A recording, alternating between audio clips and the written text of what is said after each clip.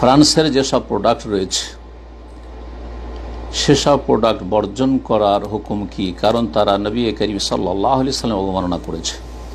নবী করিম সাল্লাল্লাহু আলাইহি ওয়াসাল্লাম অবমাননা করেছে। কাফেরদের কাছ থেকে এর বেশি ভালো আশা কিছু করা যেতে পারে না। কাদ বাদাতিল বাগদাউ মিন আফওয়াহিহিম ওয়া মা তুখফি সুদুরুহুম আকবার। এই কাফেরদের সম্পর্কে আল্লাহ বলছেন, তাদের মুখ দিয়ে শত্রুতা বিদ্বেষ প্রকাশ পেয়েছে। কাদ বাদাতিল বাগদা, প্রকাশ পেয়েছে। কখনো ভালো কথা, ইসলাম এবং ইসলামের রসুল, রব আল্লাহ রাব্বুল আলামিন সম্পর্কে, দিন সম্পর্কে ভালো কথা বেরোবে না কাফের, মুশরিক, মুনাফিক থেকে। ওমা তুখফি সুদুরহুম, তাদের মনে যা আরো যে বড় শত্রুতার বিদ্বেষ লুকায়িত আছে তা আকবার, এর চাইতে অনেক বেশি মারাত্মক। এই জন্য কাফের, মুশরিক, মুনাফিক থেকে আল্লাহ সতর্ক সাবধান থাকতে বলেছেন উম্মতে মুসলিমাকে। আল্লাহ তাদের অনিষ্ট দিয়ে তাদেরকে ধ্বংস করে। এখন তাদের প্রোডাক্ট যেগুলি মুসলিম দেশে কেনা বেচা হচ্ছে সেগুলি বর্জন করা, এই ক্ষেত্রে শরীয়তের নীতিমালা মনে রাখবেন যে যে কোনো কাফেরকে, ব্যক্তি হোক আর সমাজ হোক, যে কোনো কাফেরকে কমজোর করা, দুর্বল করা, এটি ঈমানি দাবি।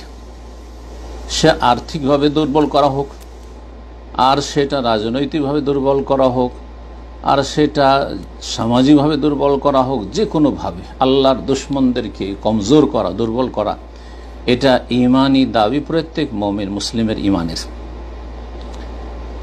আমরা যদি কিছুই না করতে পারি, কি করণীয়? যেগুলি আসল করণীয়, বড় করণীয়, গতকালকের আলোচনায় আমি পেশ করেছি, তার আগেও বলেছি, যাদের অন্তরকে আল্লাহ পরিষ্কার রেখেছেন তারা সেগুলিতে উপকৃত হবেন। সবচেয়ে বড় উপকার করা ইসলামের এবং রাসূলুল্লাহ সাল্লাল্লাহু আলাইহি সাল্লামের, আল্লাহ রাব্বুল আলামিনের, তা হচ্ছে দ্বীনকে আঁকড়ে ধরা, পাপ থেকে মুক্ত হওয়া, রাসূলুল্লাহ সাল্লাল্লাহু আলাইহি সাল্লামের সুন্নাহর অনুসারী হওয়া, বিদআত মুক্ত হওয়া, শিরক মুক্ত হওয়া, তাওহীদ প্রতিষ্ঠা করা এবং দাওয়াতের প্রচার প্রসারে সর্বাত্মক চেষ্টা করা, ঘরে ঘরে দাওয়াত পৌঁছে দেওয়ার চেষ্টা করা। আল্লাহ যেন আমাদের সকলকে তৌফিক দান করেন এবং আমাদের দিনে, দাওয়াতে, সব কিছুতে আল্লাহ যেন বারাকা দান করেন।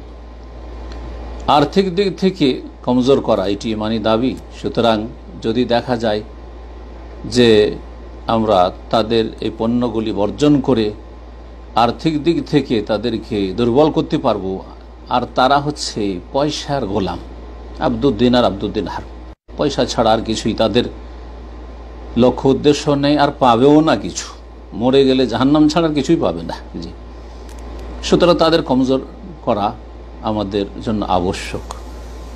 এই ক্ষেত্রে শেখ সালেহুল ফওজান হাফিজাহুল্লাহ তাআলার যে ফতোয়া রয়েছে, সংক্ষেপে সেটি বলি।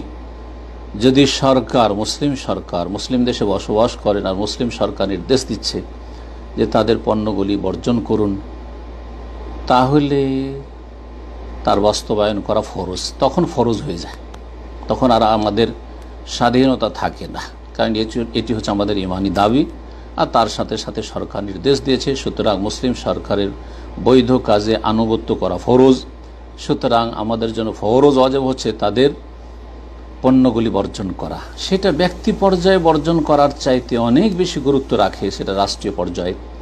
সেটা বড় বড় যারা পুঁজিপতি, যারা ব্যবসায়ী, তারা বর্জন করুক, এটা আরও বেশি ফলপ্রসূ হবে। আর যদি সরকার আমাদেরকে এসব পণ্য বর্জন করার নির্দেশও দেয়নি, আর আমাদেরকে ব্যবহার করতেও বলছে না, হ্যাঁ মার্কেটে পাওয়া যায়, আমাদের সেখানে স্বাধীনতা আছে, কি আমরা কিনব, কি আমরা ব্যবহার করব, আর কি নেব আর নেব না, আমাদের স্বাধীনতা রয়েছে। তখন সেই ক্ষেত্রেও আমাদের যেহেতু ঈমানি দাবি যে তাদেরকে কমজোর করার চেষ্টা করব, আর্থিক দিক থেকে কমপক্ষে যেটা পারছি, তাহলে সেটা আমরা করব। আল্লাহ রাব্বুল আলামিন যেন তৌফিক দান করেন। তবে কেউ যদি অমুসলিম দেশে থাকে, অথবা এমন মুসলিম দেশে আছে যেখানে সে বিদেশি পণ্য ছাড়া কিছুই সেখানে পাওয়া যায় না, আর অন্যের সবসময় শরণাপন্ন, নিরুপায় যদি হয় সে বিষয়টি অন্য।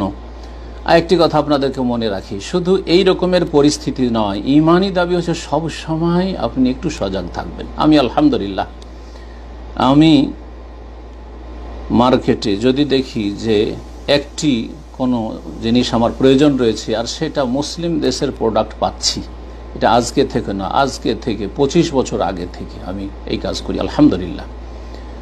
মুসলিম দেশের প্রোডাক্ট পাওয়া যাচ্ছে আর অমুসলিম দেশের রয়েছে, তো আমি মুসলিম দেশের প্রোডাক্টটা কিনে থাকি, একটু পয়সা বেশি লাগলেও, কোয়ালিটি অত উন্নত না হলেও, কারণ আমার এই পয়সা থেকে যদি আমার মুসলিম ভাই উপকৃত হয় তাহলে এটা আমার সৎনিয়ত, এবং এই সৎনিয়তের উপর আল্লাহ আমাকে বরকত দান করবেন এবং আমাকে আল্লাহ উত্তম প্রতিদান দেবেন, আর এটি আমার করণীয়।